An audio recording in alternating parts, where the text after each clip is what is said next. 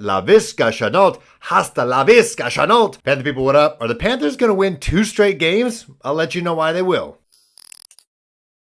So go down and watch Panthers post to Phil Perkins. Thanks for joining. Let's get right to it. You probably noticed, if you're keeping track at home, I got a Cam Newton jersey in the back because this guy owns the Panthers' Week 4 opponent, the Arizona Cardinals. I think the Panthers are winners of 6 straight against the Arizona Cardinals. They have not lost to this team at home in quite some time. And of course, the most memorable beatdown in Carolina Panthers history in 2015 NFC Championship game. I remember exactly where I was. I was in my rich friend's second floor of his apartment, and he had one of those projector screens that took up the entire wall, and it was a big wall. And I just remember Ted Ginn doing his thing and just losing my absolute mind, being the only one losing my absolute mind because, as you probably know, again, keeping track at home, only Carolina Panther fan that I know of in Southern Ontario. So it felt good. I had my own little party in my head. And from what I heard from Panther fans who were in Charlotte at the bank when it happened, that was the best party they had been to in quite some time. And they are yearning for that party. And I think every time the Panthers see the Arizona Cardinals, they see red physically and then mentally and emotionally as well, that they think, we got this team. And I think that's something that has stuck with the Panthers for quite some time. And, obviously last year, completely different situation, completely uneven ground for the Arizona Cardinals. They didn't have Kyler Murray, my quarter Korean brother, quarterbacking for them. We had Cam Newton, and he was on the freaking couch, a week before that game, and then he was there with the Carolina Panthers, throwing touchdowns, running for touchdowns, doing his thing, getting penalties, taking his helmet off. It was a nice reminiscent memory of what it was like in 2015, just how great that Carolina Panthers team was. And again, the yearning for Panthers fans to return to those days. And I think, I already spoiled it in the tease to this, that I think the Panthers are going to continue winning. News and notes now. If you are like me and adore the football movie The Program, there's a scene when James Caan, R.I.P., interviewed that guy, great dude, told Omar Epps, are you injured or are you hurt? Because injury, you're out for a while. Hurt, you can keep playing. We got to tell NFL people to stop using the word injury because it is freaking me the F out. And Carolina Panthers fans have PTSD over Christian McCaffrey, especially when it comes around week 4, because we haven't seen Christian McCaffrey play a week 4 game in 2 years, a year and a half now. And so Christian McCaffrey on the injury list, not practicing for a second straight day. Wednesdays are normally his veteran day. Today, he was not playing because of what Matt Rhule was calling a quadriceps injury, an injury. And I don't know what the reporters are saying out there. I don't know the age range, if they've seen the program. I would have asked Coach. I'm sure Coach has definitely watched the program. Is he injured or is he hurt? Because if he's injured, I'm worried. If he's hurt, okay, why is he even there? Because Christian McCaffrey said even last week, kind of poking fun at it. He can go to the washroom, take a leak, and he'll end up on the injury report. We're all laughing, ha ha ha ha. Well, guess what? He's got some liquid doo-doo right now, and he's on the injury report. And should we be worried? I hope not. Even Baker Mayfield told the reporters today that, Christian McCaffrey's going all 0 dark 30 on people. He's not saying anything. He's keeping them in the dark. Also, what the hell's up with that? What kind of medical patient doctor dynamic do we have here? Does he not deal with the Carolina Panthers medical team? I'm sure he's just joking, but what does he mean he's being secretive? How can he be secretive? You play for the Carolina Panthers. They have their own team doctors. Shouldn't the team doctors let people know how he's doing? Christian McCaffrey doesn't tell them how he's doing. The doctors tell him, this is how you're doing. He doesn't do his own MRI unless he's Superman. He's Superman. He doesn't have x-ray vision. So I don't know what's going on with the secrets. Carolina Panthers organization has always kind of rubbed me the wrong way in terms of how they dealt with injuries. Obviously, remember Ryan Vermillion, all the Carolina Panthers players. This dude's also probably going to go to jail for quite some time. And now you got Christian McCaffrey, who's got this quad injury, not hurt. And what could that be? Is it just a strained quad? Is it a bruise? Could it be a bone bruise? I have no idea, but it's freaking me out. I just want to see this guy play in week 4. I just want to see him play in week 4 because I think, obviously, he could thrive against this Cardinals defense, which has not been doing much. With that, you couldn't ask for a better situation, though, if Christian McCaffrey were to somehow not play on Sunday in the late game on Fox. You got D'Onta Foreman, who's fresh. He's definitely fresh. He has gotten very little touches, very little catches, very little looks. Just not a lot of playtime. Him and Rashad Higgins, just two guys. I'm very confused at why they're not being used that more. I was hoping that when he was with the Carolina Panthers that he earned his earned the touches from last year into this year, that he's not just, Christian McCaffrey's backup, that he's a complimentary back and someone that can wear down defenses who could then have to deal with someone who's a completely different type of running back in Christian McCaffrey, but that's just not the case. He's just not getting the ball. And today they asked him, what sets you apart between guys like Chuba and Christian McCaffrey, and Dante Foreman just straight up said, well, I'm bigger than both of those guys. So you're a little, I'm reading in between the lines, but it kind of seems like he's like, hello, I'm here. How could you physically miss me? And just have him out there, as a complimentary guy. Like if he's the only back, you got him and Chuba Hubbard. It could be like him and Christian McCaffrey light, but not really, because Chuba has been, even though better last week, still not reliable in the passing game. So it's still kind of like a one-dimensional situation. I will say, if Christian McCaffrey is out, I think a healthy dose of Deontay Foreman and hasta la visca. La visca Chanot, hasta la visca Chanot. Watch that clip. Should be the backs for that game. Sure, hasta la visca is not, totally ingrained in this playbook right now. He's still getting it, he's still downloading it all, but you see the guy. He's got swag off the field. He's got swag on the field. 2 touches, 90 yards. Come on. And so I think, and just the way he is, and even Ben McAdoo said, Laviska Shenault, is a man.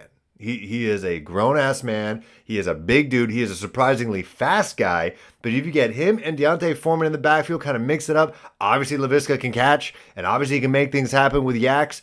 And so I think those two guys behind Baker and that O-line, that improved O-line, I think they can actually do some damage and be a mismatched nightmare. I did say during the reaction video, you guys watched that out last Sunday, that he is a big man. I mentioned that. And when he was running, kind of looked like he was running on gas a little bit towards the end. I was like, whoa, I hope he stretches, because big guy that fast, something's going to pull. And boom, he was on the injury report with a hamstring injury, but I think it's just tightness. I think he should be fine.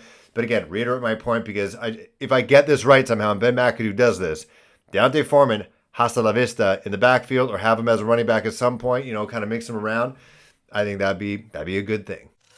Everyone knows this offense is not playing well. Baker Mayfield knows he's not playing well. You got quarterback coaches now going on Twitter saying, Baker's just playing nervous. All the things that fans are saying about Baker, just not being confident. He doesn't strike a lot of confidence in us when we see him play.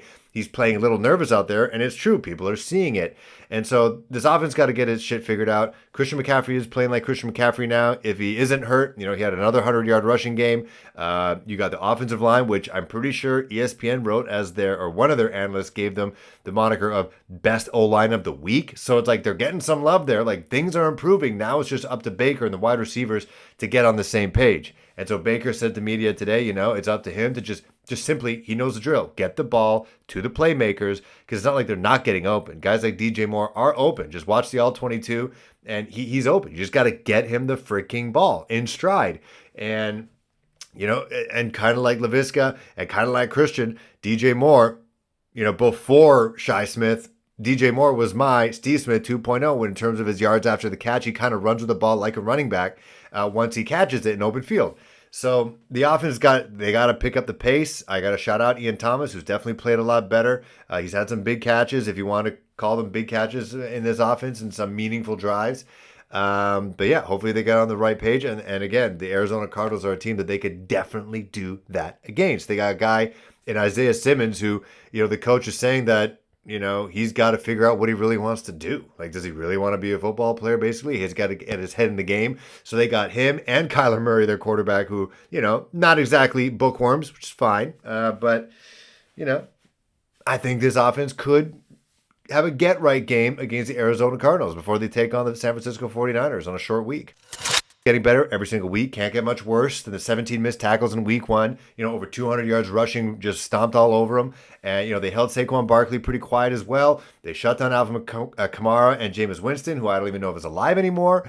But now they got a guy, Kyler Murray, who, the coaches said every time they saw him on the field, obviously because they were in the same conference in college, Baylor taking on Oklahoma, that every time he touches the ball, Matt Rhule said something along the lines of, anytime Kyler Murray touches the ball, it just makes you want to quit football because he just does crazy things. We've seen that translate into the professional level. But I think, as I said last week, if you check out the reaction video, I think we have the kind of defenders that are just physical freaks. You got your Brian Burns, you got your Frankie Louvu's, who aren't stocky, short, super duper powerful guys. They're powerful, but they're long, they're fast, they're athletic, they're bendy, and they can get after him because he loves to run around. He loves to buy time. And I think our defense, especially with guys like Burns, Jeremy Chin, Frankie Louvu, who is just a maniac out there, just getting the love, playing like a man with a hair on fire. I think they can track him down when he has those extenda plays, which he tends to employ multiple times during a game because guys just aren't getting open. So he's just buying time like he did against the Raiders for that 2-point conversion. Also, J.C. Horn is proving himself to be a bona fide locked down corner. I'm so glad, they took his time coming back from injury. He didn't play that much during preseason.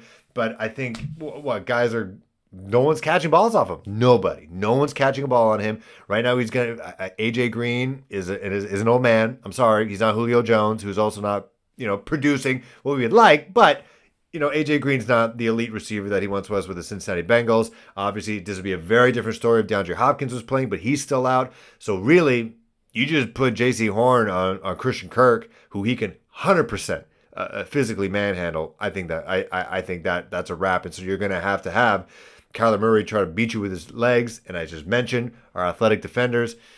I think this game could get ugly for the Cardinals potentially. I think the defense is riding high. I think the offense is due. I think they're due, and I think they can respond if Christian McCaffrey's out with the right personnel that they have. I think the pressure's on the wide receivers. I think they feel that pressure on them and Baker Mayfield, and I think as long as they stay calm, cool, and collected.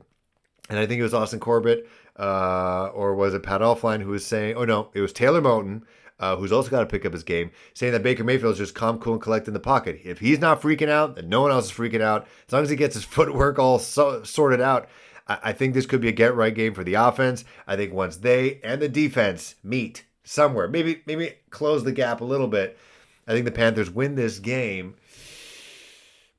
24, and I think they might buck a trend here, 24 to 14. Forgot to mention Sam Mills Day, for crying out loud. The Hall of Famer now. I think the whole building's going to be hype. Hopefully it doesn't get rained out. If it does, I hope everyone's safe. Shout out to everyone in Florida if you are watching this, thinking about you. But Sam Mills Day against the Cardinals, you can't lose that. You literally have to, if you're losing by 20, you got to take a page out of Sam Mills' playbook and just keep pounding until you just erase that and just keep going. But I don't think that's going to be the situation. I think the Panthers are going to win 24-14, go to 2-2 to then match up against the San Francisco 49ers at home. The Niners coming off a short week against the LA Rams. See what kind of game that's going to be. And then who knows? Try to get the 3-2. We don't have to talk about firing coach. I don't have to look at coaching candidates for next year. I just want to see my team get to 500 and then hopefully over 500 next week. But focusing on this week, Panthers win 24-14. Let me know what you think. Let me know your predictions. And see you guys Sunday night, win or lose. It's going to be a bit late. It's a late night game, but I'll see y'all soon.